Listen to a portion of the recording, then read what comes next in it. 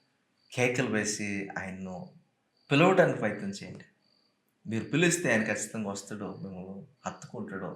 మరలా మిమ్మల్ని భుజాల మీదకి ఎక్కించుకొని ఆయన మిమ్మల్ని ప్రేమించడం ప్రారంభిస్తాడు. హల్లెలూయా! ఎక్కడ తప్పిపోయిన వారుగా ఉన్నప్పటికీ కూడా I can see only one thing. ఒక విషయాన్ని చెప్పగలను ఏంటంటే క్రై ఔట్ ఫర్ హిమ్. ప్రభు కొరకు మొరపెట్టండి. ప్రభు కొరకు కేకలు వేయండి. దావీదు కుమారుడా నన్ను కరుణించు, నన్ను దాటిపోవద్దు అని కేకలు వేయగలిగిన స్థితిలోకి ఒక మనిషి రాగలిగితే ఆయన వెనక్కి తిరిగి చూడకుండా ఉండేటువంటి వ్యక్తి అయితే కాదు. హల్లెలూయా! ఈరోజు ఆరాధిస్తున్నప్పుడు ఆయన సన్నిధిని అనుభవిస్తూ మీరు ఆరాధించాలి ప్రభువుని. ప్రతినిత్యం ఆయన సన్నిధిని మీరు ఆస్వాదిస్తూ ఉండాలి. అప్పుడు ఆరాధన మీ జీవిత విధానంలో ఒక భాగం అయిపోతుంది. అప్పుడు స్తుతి చేయడం చాలా ఈజీ. మీ నోట కొత్త కీర్తన దేవుడు పెట్టాల్సిన అవసరం లేదు. ఆయన సన్నిధిని ఆస్వాదిస్తుండగా మీ హృదయంలో నుంచి పెళ్ళబుకేటువంటి ఆ సంతోషము ఒక కృతజ్ఞత రూపంలో, ఒక స్తుతి కీర్తన రూపంలో ముందుకు వచ్చేస్తుంది. దాన్ని దేవుడు ఆగ్రహించి దేవుడు సంతృప్తి చెందేవాడుగా ఉంటాడు. అటు కృపను దేవుడు మనందరికీ అనుగ్రహించుగాక. ఆమేన్. ఆమేన్. మంచిది. లెర్న్ టు నో మినిస్ట్రీస్ ద్వారా ప్రతి ఆదివారము సాయంత్రం 7 గంటలకు ప్రసారం అవుతున్నటువంటి ఈ యొక్క ప్రోగ్రాం ద్వారా మీరు దీవించబడుతున్నారని నేను నమ్ముతున్నాను. ప్రభుతో ధన్యకరమైన సమయం గడపడానికి మరి మీరు సమయాన్ని కేటాయిస్తున్నారని నేను నమ్ముతున్నాను. మరి మీ ఫ్రెండ్స్తో కూడా దీన్ని మీరు షేర్ చేయొచ్చని మీకు మనవి చేస్తున్నాను. ప్రతి బుధవారం కూడా వర్డ్ ఆఫ్ విజ్డమ్ అనేటువంటి ఇంగ్లీష్ మెసేజెస్ కూడా మీకు అందుబాటులో ఉన్నాయి. వాటిని కూడా మీరు వీక్షించవచ్చని మీకు మనవి చేస్తున్నాను. బైబిల్ స్టడీ ఆసక్తి కలిగిన వారు మరి తెలుగులో స్క్రిప్చర్ టైం తెలుగు అనేటువంటి ప్రోగ్రాం శుక్రవారం రోజు సాయంత్రం 7 గంటలకు, శనివారం ఇంగ్లీష్లో స్క్రిప్చర్ టైం ఇంగ్లీష్ అనేటువంటి బైబిల్ స్టడీ ప్రోగ్రాం మీకు అందుబాటులో ఉంటుంది. దాన్ని కూడా మీరు వీక్షించాలని మీకు మనం చేస్తున్నాను. లేవియా కాండం గురించి అనేక విషయాలు నేర్చుకుంటున్నాము. లేవియా కాండాన్ని చదవడానికి చాలామంది ఇబ్బందులు పడుతూ ఉంటారు. కొంతమందికి చాలా బోరింగ్గా అనిపిస్తుంది. అయితే ఇంట్రెస్టింగ్గా చేయడానికి మీకు కొన్ని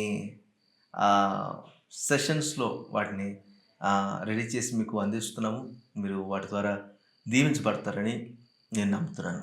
మరి అదేవిధంగా ప్రతిరోజు కూడా మీ బైబిల్ స్టడీతో పాటుగా ఒక డైలీ డివోషన్ కూడా చదువుకోవాలని ఆశపడుతున్నాను. అంటే ప్రతిరోజు కూడా ఫేస్బుక్, ఇన్స్టాగ్రామ్లో లెర్న్ టు నో అనేటువంటి పేజ్లో మీకు డైలీ డివోషన్స్ కూడా అందుబాటులో ఉంటాయనే విషయాన్ని మీకు తెలియజేస్తున్నాను. అవి మీకు దీవెనకరంగా అనిపిస్తే మరి మీ ఫ్రెండ్స్తో కూడా మీరు షేర్ చేయొచ్చని మీకు మనం చేస్తున్నాను. లెర్న్ టు నో మినిస్ట్రీస్కి ప్రార్థన చేయండి. మరి ఇంకా అనేక రీతులుగా దేవుని యొక్క సంపూర్ణమైనటువంటి ఉద్దేశాన్ని నెరవేర్చినట్లుగా ఆయన ఇచ్చిన విజన్ని బట్టి మరి సౌండ్ డాక్టరీన్ తోటి ముందుకెళ్ళాలనే ఉద్దేశంతో ముందుకెళ్తున్నాము. మరి ప్రార్థించండి. మరి మీకేమైనా ప్రార్థన అవసరతలు ఉన్న ఇట్లా మీరు సంప్రదించవచ్చు. ఆ స్క్రీన్ మీద తెలియజేయబడుతున్న నంబర్ 9538421116 అనే నంబర్కు మీరు కాల్ చేయడం బట్టి టెక్స్ట్ మెసేజ్ చేయొచ్చు, లేకపోతే వాట్సాప్లో కూడా రీచ్ అవుట్ అవ్వచ్చు. మరి అనేక ప్రార్థన అవసరం ఉన్నప్పటికీ కూడా మీరు రీచ్ అవుట్ అయ్యి మీ ప్రార్థన చేయించుకోవచ్చని మీకు మనం చేస్తున్నాను. మంచిది. దేవుని వాక్యంలోకి మనం వెళ్దాం. దేవుని వాక్యం నుంచి చాలా ప్రాముఖ్యమైన కొన్ని విషయాలు మనం నేర్చుకుంటున్నాము. ఈ మధ్య మనము ఆయన కృపను గురించి అనేక విషయాలు నేర్చుకుంటూ వస్తున్నాము. మధ్యలో ధర్మశాస్త్రం గురించి చాలా విషయాలు నేర్చుకుంటూ వచ్చాము. ఈరోజు కృపకు ధర్మశాస్త్రానికి ఉన్నటువంటి ఒక వ్యత్యాసాన్ని మీకు తెలియజేయాలని ఆశపడుతున్నాను. అంటే కృప ఎలాంటిది, ధర్మశాస్త్రం ఎలాంటిది అనే దానికి మధ్య ఒక వ్యత్యాసాన్ని మీకు తెలియజేయాలని ఆశపడుతున్నాను. ధర్మశాస్త్రాన్ని దేవుడు ఇచ్చాడు, కృపను కూడా దేవుడు ప్రవేశపెట్టాడు. ఈ రెండిటికి వ్యత్యాసం ఏంటి? ఈ రెండిటికి ఉన్నటువంటి ప్రయారిటీస్ ఏంటి? ఈ రెండిటికి ఉన్నటువంటి ప్రాధాన్యతలు ఏంటి? మరి ఎక్కడ ఈ రెండిట్లో మనం ఉండిపోతున్నాము, ఎక్కడ ఉండాల్సిన వారంగా ఉన్నాము అనే విషయాన్ని కూడా మనం గ్రహించడానికి ప్రయత్నం చేద్దాం. ఒక వాక్యాన్ని చూసి మనం ముందుకెళ్దాం. యోహాను సువార్త 1వ అధ్యాయం 17వ వచనం ఒకసారి చదువుదామా? యోహాను సువార్త 1వ అధ్యాయం 17వ వచనం.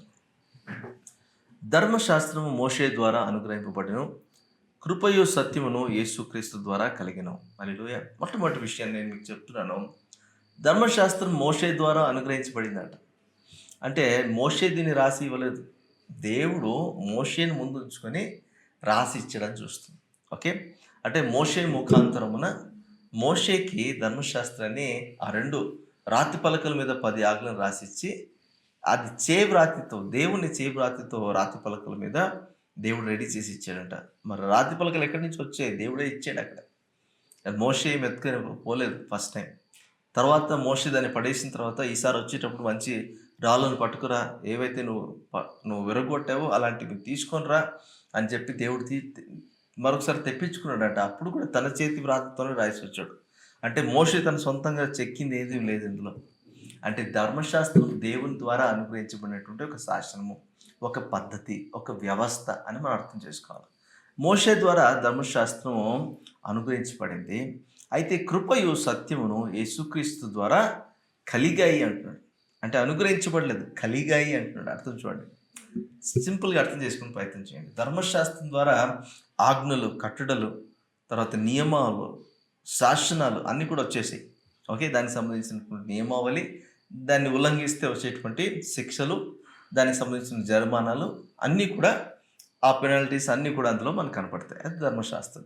ఇది అనుగ్రహించబడింది ధర్మశాస్త్రము. అయితే క్రీస్తు యేసును బట్టి కృపయు సత్యము కలిగాయంట. హల్లెలూయా. కలిగాయంట. కలిగాయంటే అర్థం ఏంటంటే ఇది డిఫరెంట్ వ్యవస్థ ప్రారంభమైంది. అప్పుడు డిఫరెంట్ వ్యవస్థ అనేటువంటిది రూపుదిద్దుకుంది. అది మనకు రియాలిటీలోకి వచ్చేసిందని చూస్తున్నాం. ఈ ధర్మశాస్త్రం ఎలాంటిదంటే ధర్మశాస్త్రాన్ని అర్థం చేసుకొని దాని ప్రకారంగా జీవించిన తర్వాత అప్పుడు దాని రిజల్ట్‌ని మనం చూడగలుగుతాం. అయితే ఇక్కడ దేవుడు ముందుగానే కృపను, సత్యాన్ని యేసుక్రీస్తు రాంగానే ఇచ్చేసాడంట యేసుక్రీస్తుతో పాటుగానే. అంటే యేసుక్రీస్తు మీ ఇంట్లోనికి వచ్చాడు, మీ గృహంలోనికి వచ్చాడు, మీ హృదయంలోనికి వచ్చాడు అంటే కృపయు సత్యము కూడా ఆయన ద్వారా మీ హృదయంలోనికి వచ్చేసి కలిగాయి అని అర్థం. హల్లెలూయా. అంటే మొదటి దానికి రెండో దానికి ఎంత వ్యత్యాసం ఉందో ఆలోచన చేయండి. ఓకే, ఎందుకు ఈ వ్యత్యాసాన్ని చెప్పాలి అని అంటే ధర్మశాస్త్రాన్ని పాటించడానికి మనిషి వల్ల జరిగే పని కాదు. అయితే అది అనుగ్రహించబడింది. ఇది రూల్స్ అండ్ రెగ్యులేషన్స్ పెట్టారు ట్రాఫిక్ పోలీస్ వాళ్ళు, అవి పాటించాలి, అనుగ్రహించబడింది కాబట్టి. అయితే మీరు పాటించనక్కర్లేదని కృప చెప్పదు. కృప ఏం చెప్తుందంటే ఓకే, పాటించాలి కదా, వి విల్ వర్క్ టుగెదర్, మనం కలిసి పనిచేద్దాము, దీన్ని మనము ఎలా మనం పాటించాలో మనం ప్రయత్నం చేద్దాము, దీని విషయంలో మనము ప్రయాసపడదామని కృప సత్యమును బట్టి సర్వసత్యంలోకి మనం నడిపిస్తూ మనము స్వతంత్రులుగా చేస్తూ, మీరు ధర్మశాస్త్రం అనే కాడి కింద లేరు, కృపలో ఉన్నారు కాబట్టి మీరు స్వాతంత్రంతో ప్రభువుని సేవించండి అనే విషయాన్ని కృప తెలియజేస్తుందంట. కృప కలిగింది యేసుక్రీస్తు పుట్టంగానే, కృప కలిగింది. యేసుక్రీస్తు ద్వారా కృపయు సత్యమును మనకు కలిగాయి అని మనం చూస్తున్నాం. అదేవిధంగా 16వ వచనం కూడా చూద్దాం. మొదటి అధ్యాయం 16వ వచనం. ఆయన పరిపూర్ణతలో నుండి మనమందరము కృప వెంబడి కృపను పొందితిమి అని కూడా చూస్తున్నాం. ఆయన పరిపూర్ణతలో నుంచి కృప వెంబడి కృపను పొందుతున్నామట. అంటే అర్థం ఏంటి? ఇప్పుడు యేసుక్రీస్తుతో ప్రారంభమైనటువంటి ఈ కృప అది మన జీవితంలో అంతకంతకు అభివృద్ధి చెందుతుందట. ఓకే, అంతకంతకు కృప వెంబడి కృప మనకు కలుగుతుందంట. ఇంగ్లీష్లో గ్రేస్ అపాన్ గ్రేస్ అని చూస్తాం. అంటే ఒక కృప తర్వాత ఇంకొక కృప, ఒక కృప తర్వాత ఇంకొక కృప, అలా కృప వెంబడి కృప వస్తూనే ఉంటుందంట. అంటే ఇప్పుడు ఈ లెవెల్లో కృప ప్రారంభమైతే నెక్స్ట్ వచ్చే కృప ఈ లెవెల్లో ఉంటుంది, నెక్స్ట్ వచ్చే కృప ఈ లెవెల్లో ఉంటుంది. అంటే కృప వేరియేషన్స్ పెరుగుతుంది. అది ముందుకి, కిందికి, పైకి వస్తున్నట్టుగా లేదు. అది కృప వెంబడి కృప, కృప మీద కృప మనం పొందుకుంటున్నాం. మీ జీవితాలు అర్థం చేసుకోండి. కృప మీద కృప ఎలా పొందుకున్నారు? మీరు రక్షించబడ్డం ఒక కృప, మీరు జీవిస్తుండడం ఒక కృప, మీరు మంచి అభివృద్ధిలో ఉండడం ఒక కృప, మీరు దేవుని దేవుని దయను పొందుతున్నారు, దేవుని చిత్తాన్ని గ్రహించగలుగుతున్నారు. ఇవన్నీ కృప వెంబడి కృపలో జరుగుతున్న విషయాలే. ధర్మశాస్త్రము దేవుని కృపను దూరం చేసింది. అంటే అర్థం ఏంటంటే ధర్మశాస్త్రాన్ని దేవుడు ఇచ్చినప్పుడు దేవుని భయంకరంగా చూశారు. దేవుడు కృపామయుడైన విషయాన్ని అర్థం చేసుకోలేకపోయారు. కానీ మోషేతో దేవుడు చెప్తున్నప్పుడు చెప్పిన మాట ఏంటంటే నేను దయాళుడను, నేను కృపామయుడను, నేను దీర్ఘశాంతుడను అని తను తాను పరిచయం చేసుకోవాల్సి వచ్చింది. కానీ అప్పుడు కూడా అర్థం కాలేదు. ఆ మాటలను తీసుకోవచ్చా, తీసుకోకూడదా, మరి అలాంటి వ్యక్తి ఏంటి, ఇలాంటి శాసనాలు ఇవ్వడం ఏంటి, పాటించకపోతే దానికి మరణం శిక్ష విధించడం ఏంటి అని ప్రజలు చాలా ఆలోచించి ఉంటారు. ప్రజలకు అర్థం కాలేదు. అయితే కృప చాలా సులువు చేసేసిన పరిస్థితి. అయితే కృపతో ఇంకొక ఇబ్బంది కూడా ఉంది. ఇప్పుడు హైపర్ గ్రేస్ అని చాలామంది బోధిస్తూ ఉన్నారు. మీరు ఏం చేసినా చెల్లుబాటు అవుతుంది, మీరు కృపలో ఉన్నారు అని చెప్తున్నారు. అది ఎంతవరకు సమంజసం? కృప ఎందుకు ఇచ్చాడంటే మనం ఏదైతే పాటించలేకపోయామో దాన్ని పాటించడానికి కృపను ఇచ్చాడు. ఏదైతే మనకు స్ట్రిక్ట్ అనుకున్నామో దాన్ని సీరియస్గా మనం తీసుకోకుండా దాన్ని సింపుల్గా తీసుకొని దాన్ని సింప్లిఫై చేసి మనం దాన్ని పాటించగలిగేలా చేయడానికి ఒక ఎంపవర్మెంట్ మనకి ఇచ్చాడు దేవుడు. మనం ప్రోత్సాహపరిచేలాగా కృపనిచ్చాడు. కానీ ఆ కృప ఉంది కదా అని చెప్పి నేను ఎలా జీవించినా పర్వాలేదు, దేవుడు స్ట్రిక్ట్ మోడ్లో లేడు, ఆయన హ్యాపీ మోడ్లో ఉన్నాడు అని మనం అనుకోవడం కరెక్ట్ కాదు. హల్లెలూయా. యేసుక్రీస్తు ప్రభువు కూడా అంతే భయభక్తులతో జీవించాడు. అంతే పరిణతి చెందినటువంటి విశ్వాసిగా తను కూడా బతికాడు. ఈరోజు ఆయన్ను మాదిరిగా పెట్టుకొని మనం కూడా అదే విధంగా మనం జీవించాల్సిన వారంగమై ఉన్నాము అనే విషయాన్ని తెలియపరుస్తుంది. కృప వెంబడి కృపను పొందుతున్న మనము కృపను ఎంతగా సద్వినియోగపరుచుకుంటున్నామో, కృపను బట్టి ఎలా దేవుని దృష్టికి అంగీకారయోగ్యతను కలిగి జీవించగలుగుతున్నాం. ధర్మశాస్త్రమైన కృప అయినా ఒకటే ఉద్దేశం, దేవుని చిత్తాన్ని నెరవేర్చాలి, దేవుని హృదయాన్ని తెలుసుకోవాలి, దేవుని ప్రణాళికలను గుర్తెరగాలి, దేవుని హృదయాన్ని సంతోషపెట్టే విధంగా జీవించాలి అంతే. ధర్మశాస్త్రంలో అయితే మీరు ప్రయాసపడాలి, కృపలో మీరు ప్రయాసపడాలి. మీ ప్రయాస తక్కువ, దేవుని అనుగ్రహం ఎక్కువ ఉంటుంది కృపలో. హల్లెలూయా. ఈ మాటలు ఈరోజు అర్థం చేసుకోవడానికి ప్రయత్నం చేద్దాం. అసలుకు మోషే ద్వారా ధర్మశాస్త్రం వచ్చింది. మోషే కూడా క్రీస్తుకు సంబంధించినటువంటి వ్యక్తి అని మనం చూస్తున్నాం.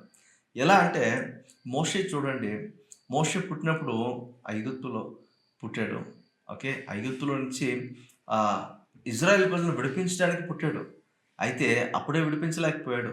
40 సంవత్సరాలు రాకుమారుడిగా పెరిగాడు. కానీ తన శక్తితో, తన బలముతో, తన జ్ఞానముతో ఇజ్రాయెల్ ప్రజలను విడిపించలేని పరిస్థితి. తర్వాత దేవుని చేత కమిషన్ పొందుకున్న వ్యక్తిగా 80 సంవత్సరాలు ఉన్నప్పుడు మరలా ఐగుప్తుకి వెళ్ళాడు. వెళ్ళి ఇజ్రాయెల్ ప్రజలను విడిపించి తీసుకొచ్చాడు. అంటే ఒక రక్షకుడిగా మోషే అక్కడ కనిపిస్తాడు మనకు. అయితే నిజమైన రక్షకుడు ఎవరంటే యేసు ప్రభు. ఈరోజు పాపం అనే చెరసాలలో మనం కూడా బంధించబడి ఉన్నాం. ఈరోజు పాపంలో మనం కూడా చిక్కుకోల్పోయి ఉన్నాం. ఈ పాపమును జయించేటువంటి పరిస్థితి మన జీవితంలో కనపడట్లేదు. అయితే పాపములకు బందీలుగా మనం మారిపోయాం. ఇజ్రాయెల్ ప్రజలు ఐగుప్తు దేశంలో 430 సంవత్సరాలు బందీలుగా ఉండిపోయారు. కానీ ఇప్పుడు మన జీవితంలో కూడా దేవుడు మరొక నూతన విధానాన్ని ఓపెన్ చేసి మన పాప బంధకాల నుంచి విడుదల పొందుకోవాలని యేసుక్రీస్తును మన కొరకు రక్షకుడిగా పంపించాడు. యేసుక్రీస్తు కూడా తన శక్తిని బట్టి, తన జ్ఞానాన్ని బట్టి మనం రక్షించలేదు, కానీ దేవుని మహాకృపను బట్టి, తను మరణం అవడాన్ని బట్టి ఆ పాపం యొక్క సంఖ్యల నుంచి మనకు విడుదల కలుగజేశాడంట. హల్లెలూయా. ఈరోజు కృప ఎంత పని చేసిందో ఆలోచన చేయండి. ఓకే, ఇప్పుడు రక్షకుడుగా యేసు ప్రభు మన కొరకు ఉన్నాడు. ఆయన ఉండడం మాత్రం కాదు, ఇప్పటికి కూడా మోషే వాళ్ళు బయటికి తీసుకొచ్చాడు, అరణ్య మార్గం వాళ్ళు నడిపించాడు. తర్వాత కనాన్ దేశానికి నడిపించాల్సింది మోషే అంతటితో అయిపోయింది. మోషే చనిపోయాడు. మోషే కనాను కూడా చూడలేకపోయాడు, కనాన్ దేశంలో ప్రజలను నడిపించలేకపోయాడు. అయితే కడపటి ఆదాము యేసుక్రీస్తు అయితే మనం రక్షించుకున్నాడు, మన కొరకు చనిపోయాడు, తిరిగి లేచాడు, పాపపు సంఖ్యలను విరిచివేశాడు. ఇప్పుడు మనకు విడుదల కలుగు చేసి ఇప్పుడు మనను క్రీస్తుతో కూడా పరలోకమందు కూర్చుని పెట్టాడట. హల్లెలూయా. కూర్చుని పెట్టడం మాత్రమే కాకుండా ఇప్పుడు మన కొరకు ప్రధాన యాజకుడిగా మన కొరకు పరిచర్య చేస్తూనే ఉన్నాడట. దేవుని యొద్ద విచారణ చేస్తూ, మన కొరకు విజ్ఞాపన చేస్తూ, ప్రధాన యాజకుడిగా తన బాధ్యతను నిర్వర్తిస్తూ ఉన్నాడంట. రేపొద్దున మరలా మన కొరకు రాబోతున్నాడు, మరలా మనల్ని ప్రభు సన్నిధికి తీసుకెళ్ళబోతున్నాడు అని మనం చూస్తున్నాం. ఆయన కృప వెంబడి కృపను మనకు కలుగు చేస్తూనే ఉంటాడు అంతవరకు అనే విషయాన్ని అర్థం చేసుకున్నాం. ఈరోజు ఒక వాక్యాన్ని మీకు చూపించి చాలా విషయాలు మీతో మాట్లాడాలని ఆశపడుతున్నాను. 2వ కొరింథీయులకు రాసిన పత్రిక 3వ అధ్యాయం 6 నుంచి 11 వచనాలకు దేవుని మాటను చూద్దాం. చాలా పెద్ద వచనం కావచ్చు, అయితే ఒక వచనాన్ని మనం అర్థం చేసుకుని ప్రయత్నం చేద్దాం. 2వ కొరింథీయులకు రాసిన పత్రిక 3వ అధ్యాయం 6 నుంచి 11 వచనాలు. ఆయనే మమ్మను కొత్త నిబంధనకు అనగా అక్షరమునకు కాదు కానీ ఆత్మకే పరిచారకులు మగునట్లుగా మాకు సామర్థ్యము కలిగించి ఉన్నాడు. అక్షరం చంపును కానీ ఆత్మ జీవింప చేయును. అసలు ఈ మాట అర్థం చేసుకోండి. అక్షరం ఏం చేస్తుందంట? చంపుతుందంట. కానీ ఆత్మ జీవింప చేస్తుందంట. అక్షరం ఏంటి, ఆత్మ ఏంటి? ధర్మశాస్త్రం కృపతో ప్రారంభించబడి ఇప్పుడు ఎక్కడికి వచ్చాము? అక్షరము ఆత్మ దగ్గరకు వచ్చాము. అక్షరం ఏం చేస్తుంది అంటే, అక్షరం అంటే ధర్మశాస్త్రం. ధర్మశాస్త్రం దేవుడు వేలుతో రాశాడు కదా, అది అక్షరం. అక్షరం పొల్లైనను తప్పిపోదు అన్నాడు యేసుప్రభు. అంటే ధర్మశాస్త్రం తప్పిపోయేది కాదు అన్నాడు. ఓకే, ఈ ధర్మశాస్త్రం ఏం చేస్తుంది? మనిషిని చంపేస్తుంది. మనిషిని చంపేస్తుంది అంటే దీన్ని పాటించలేడు కాబట్టి మనిషి శిక్షకు పాత్రుడు అవుతాడు. శిక్షకు పాత్రుడు అవడాన్ని బట్టి మరణానికి దగ్గర అవుతాడని అర్థం. ఓకే, అయితే ఆత్మ బ్రతికిస్తుందట. ఆత్మ ఎక్కడి నుంచి వచ్చింది? యేసుక్రీస్తు రావడం ద్వారా కృప కలిగిందని చూస్తున్నాము. యేసుక్రీస్తు వెళ్తూ వెళ్తూ వేరొక ఆదరణకర్తను మీకు పంపిస్తానన్నాడు, పరిశుద్ధాత్మను వారికి పంపించాడు. ఇప్పుడు ఆత్మ మనం బ్రతికించేటువంటి మార్గాన్ని మనకు చూపించి కృపను మనం సద్వినియోగపరచుకునే విధంగా మనకు మార్గాన్ని చూపిస్తుందని చూస్తున్నాం. ధర్మశాస్త్రానికి కృపకు ఉన్నటువంటి వ్యత్యాసం ఇదే. ధర్మశాస్త్రాన్ని పాటించలేక దేవుని చేత ఖండించబడేటువంటి అనుభవంలోకి వస్తాము. అయితే కృప ద్వారా అంటే దేవుని ఆత్మ ద్వారా కృపను సద్వినియోగపరుచుకుంటూ దేవుని సంతృప్తి పరిచేటువంటి అనుభవంలోనికి మనం రాగలుగుతున్నాము. హల్లెలూయా! ఈ మాటను అర్థం చేసుకోవాలి. 7, 8 వచనాల్లో చూసినప్పుడు మరణ కారణమగు పరిచర్య రాళ్ల మీద చెక్కబడిన అక్షరములకు సంబంధించినదాయను మహిమతో కూడినదాయను. అందుకే మోషే ముఖము మీద ప్రకాశించుచుండిన ఆ మహిమ తగ్గిపోవునదైనను ఇజ్రాయేలీలు అతని ముఖము తేరి చూడలేకపోయిరి. ఇట్లుండగా ఆత్మ సంబంధమైన పరిచర్య ఎంత మహిమ గలదై ఉండును. చంపేటువంటి ఈ ధర్మశాస్త్రమే అక్షరమే మహిమ కలదిగా ఉందంట. ఎందుకు మహిమ కలదిగా ఉందంటే ఆయన 2 రాతి పలకలను తీసుకొస్తూ ఉంటే మోషే ముఖం మహిమతో తేజరిల్లుతూ ఉందంట. మోషే ముఖాన్ని చూడలేకపోయారంట ఇజ్రాయేల్ ప్రజలు. మరి దేవుని యొక్క మహిమ, దేవునితో 40 రోజులు గడిపినటువంటి అనుభవం, ఆ అనుభవాన్ని బట్టి అతని ముఖం ప్రకాశిస్తూ ఉందంట. ఆ 10 ఆజ్ఞల ద్వారా వచ్చినటువంటి ప్రకాశం కాదు అది, సహవాసంతో ఉన్నటువంటి ప్రకాశం. ధర్మశాస్త్రాన్ని ఇస్తున్నప్పుడు దేవుడు అతనితో మాట్లాడుతున్నప్పుడు దాన్ని గ్రహించిన వాడిగా అతడు వెలిగిపోతున్నాడంట. దేవుని మహిమను కనపరచగలుగుతున్నాడంట. అంటే మహిమ గలదిగా ఆ వ్యవస్థ ఉండింది అని దేవుడు చెప్తున్నాడు. అయితే పౌలు భక్తుడు చాలా చక్కగా ఎక్స్ప్లెయిన్ చేస్తున్నాడు. మరి ఆ అక్షరము యొక్క వ్యవస్థ మహిమ కలదిగా ఉంది, కానీ ఆత్మ చేసేటువంటి కృప ద్వారా కలిగేటువంటి ఈ వ్యవస్థ ఇంకెంత మహిమ కలదిగా ఉంటుందో ఆలోచించేయండి అంటున్నాడు. హల్లెలూయా! ఇక్కడ అర్థం చేసుకుంటే ఇంత మహిమ కలిగితే ఇక్కడ అనుభవిస్తే ఇంకెంత మహిమ కలుగుతుంది. అర్థం చేసుకుంటున్నారు ఏం చెప్తున్నాను? ఇంకో చూడండి, 9వ వచనం చూడండి. శిక్షా విధికి కారణమైన పరిచర్యే మహిమ కలిగింది, అయితే నీతికి కారణమైన పరిచర్య ఎంతో అధిక మహిమ కలదగును. హల్లెలూయా! శిక్షా విధికి కారణమైన పరిచర్య అంటే ఈ వ్యవస్థ మహిమ కలదిగా ఉంటే, మరి నీతి కలుగు చేసేటువంటి ఈ పరిచర్య లేకపోతే ఈ వ్యవస్థ, కృపను గురించిన వ్యవస్థ ఇంకెంత గొప్ప మహిమ కలదిగా ఉందో ఆలోచించండి. ఇక్కడ నీతి కలిగించే విధానం లేదు, కానీ ఇక్కడ నీతిగా తీర్చిబడేటువంటి విధానం మనకు అనిపిస్తుంది. ఇక్కడ మరణానికి చేరువ చేసేటువంటి పరిస్థితి, కానీ ఇక్కడ మనను దేవునిలో కట్టేటువంటి పరిస్థితి, దేవునికి దగ్గర చేసేటువంటి పరిస్థితి ఇక్కడ మనకు కనిపిస్తుంది. ఏ మనిషి అయితే బలహీనుడై చేయలేకపోయాడో అది కృప ద్వారా దేవుడు తన ఆత్మ ద్వారా నడిపిస్తా మనిషిని దేవునికి దగ్గరగా చేస్తున్నాడని చూస్తాం.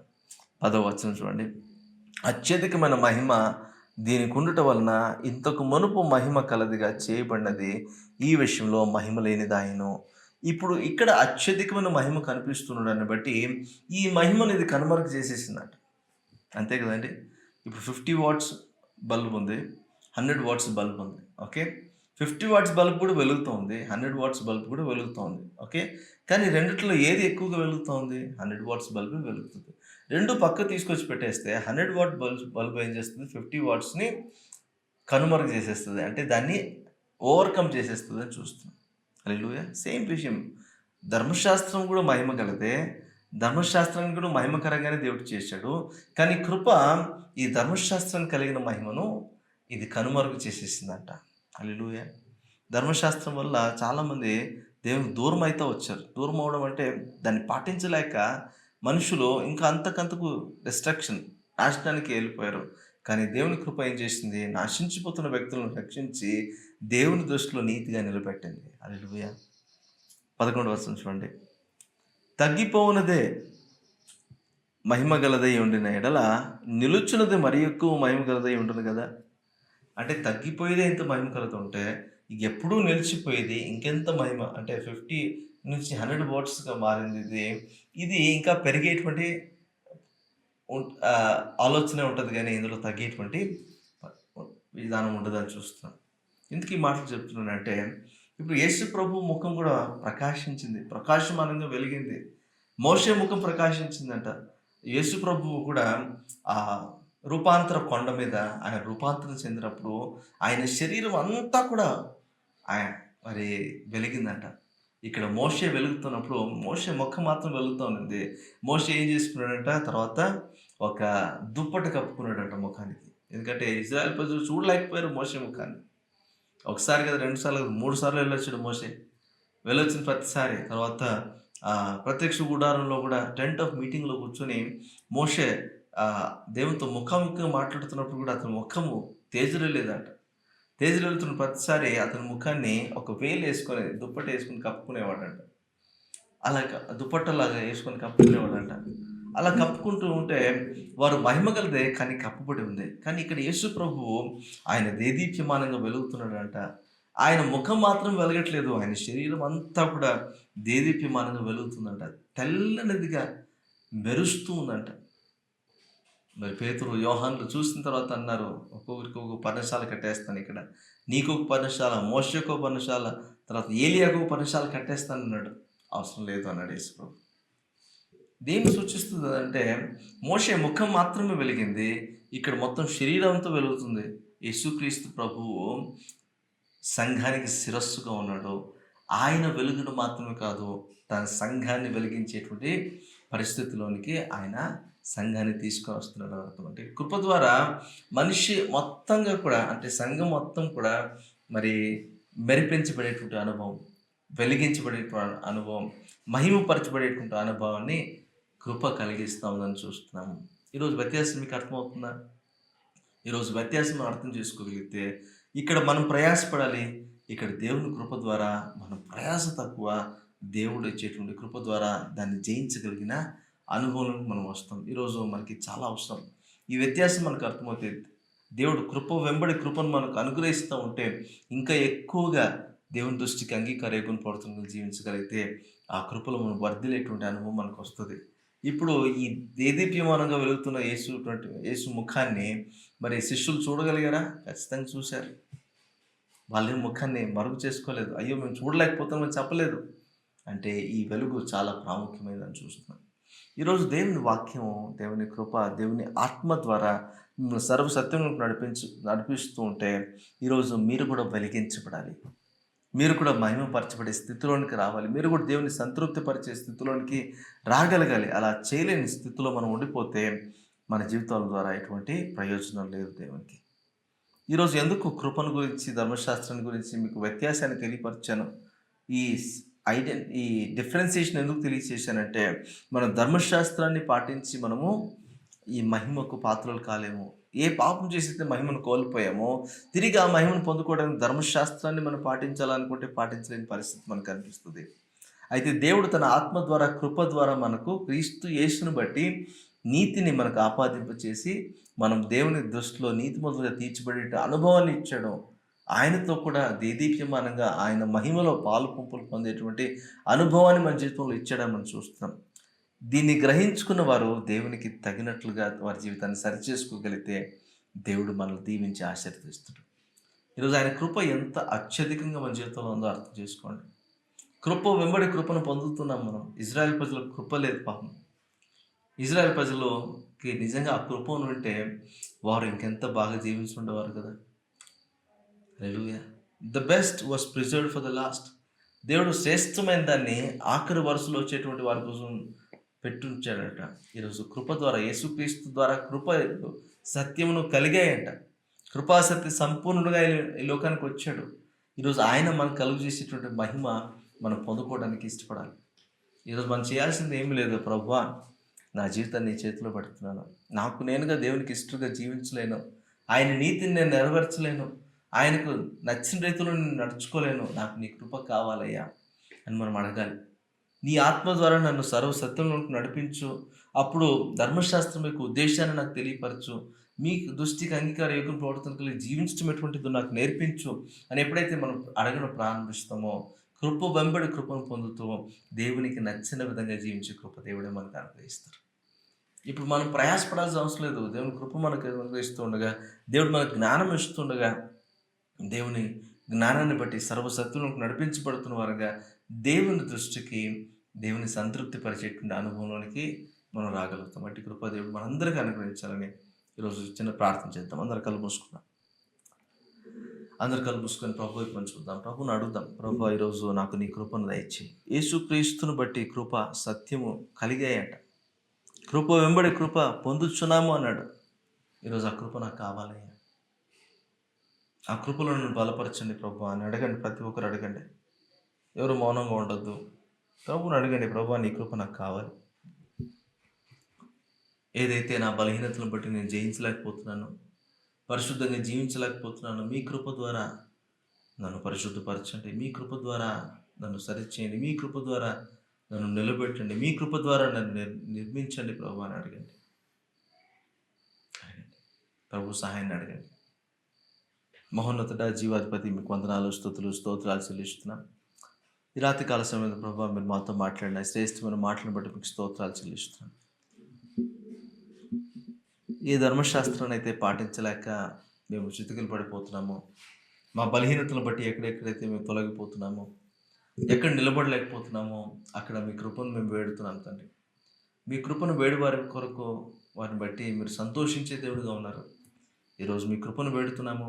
మీ కృప ద్వారా, మీ ఆత్మ కలిగించేటువంటి ఆ సత్యము ద్వారా మరి మేము మీ దృష్టికి అంగీకారయోగ్యంగా జీవించడానికి, మిమ్మల్ని సంతృప్తి పరిచేటువంటి జీవితం జీవించడానికి మాకు సహాయం చేయండి. మా బలహీనతలు అధిగమిస్తూ మీ దృష్టికి అంగీకారయోగ్యం పడుతున్న నడవడం మాత్రమే కాకుండా క్రీస్తును పోలి నడుచుకొని క్రీస్తు మహిమను మేము కూడా అనుభవించడానికి, అందులో మేము పాలిభాగస్తులు అవడానికి మీ కృపను మా జీవితంలో సహాయం చేసి నడిపించమని ప్రార్థన చేస్తున్నానండి. మరొకసారి ప్రభా మీరు మాతో మాట్లాడిన శ్రేష్టమైన మాటలను బట్టి మీకు స్తోత్రాలు చెల్లిస్తూ, మహిమ గల ఈ పరిచర్యలో క్రీస్తును పోలి నడుచుకునేటువంటి కృపను మా అందరికీ అనుగ్రహించి నడిపించమని మీకే మహిమ ఘనత ప్రభావాలు చెల్లిస్తూ యేసు నామములో అడిగిపెట్టుకుంటున్నాం తండ్రి. Amen, amen. Thank you so much. మీరు దీవించబడుతున్నాను నేను నమ్ముతున్నాను. మరి ఇది దీవెనకరంగా ఉంటే ఫ్రెండ్స్తో కూడా మీరు షేర్ చేయొచ్చు అని మీకు మనం చేస్తున్నాను. మళ్ళీ నెక్స్ట్ ఎపిసోడ్లో మనం కలుసుకుందాం. అంతవరకు దేవుని సమాధానం మీకు తోడై నడిపించును గాక. అర్థం చేసుకోండి, దేవుని కృపను అర్థం చేసుకోండి. దేవుని కృపలో మనకు అనుగ్రహించబడినటువంటి ఆయన సత్యాన్ని, ఆయన ఆత్మను అర్థం చేసుకుంటూ దేవుని మహిమను అనుభవించడానికి, క్రీస్తు స్వరూపంలోకి మార్చబడడానికి, క్రీస్తును పోలి నడవటానికి, దేవుని సంతృప్తి పరచడానికి దేవుడు మనకు సహాయం అనుగ్రహించి నడిపించును గాక. ఆమేన్.